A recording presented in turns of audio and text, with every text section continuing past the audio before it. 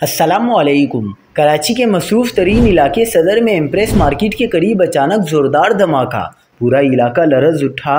یہ دھماکہ دہشت گردی نہیں بلکہ پٹاخوں کے گودام میں ہوا، جہاں آگ بھڑکنے سے پورا علاقہ خوفزدہ ہو گیا۔ کیا آپ حالات حاضرہ سے آگاہی حاصل کرنا چاہتے ہیں؟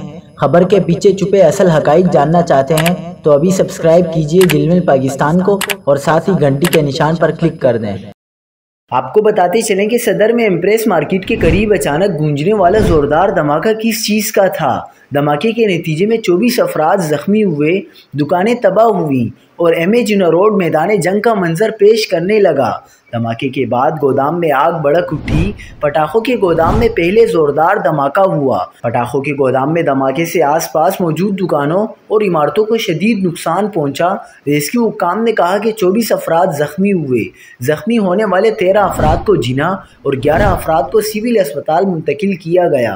اطلاع ملتے ہی فائر بریگیڈ کی 5 گاڑیاں، ایک سنارکل اور ریسکیو ٹیمیں موقع پر پہنچ گئی۔ پولیس اور رینجرز نے علاقے کو گھیرے میں لے لیا، جبکہ SSU کمانڈوز بھی ریلیف آپریشن میں شریک رہے۔ اصل سوال یہ ہے کہ شہر کے بیچوں بیچ پٹاخوں کا گودام آخر کیسے قائم تھا؟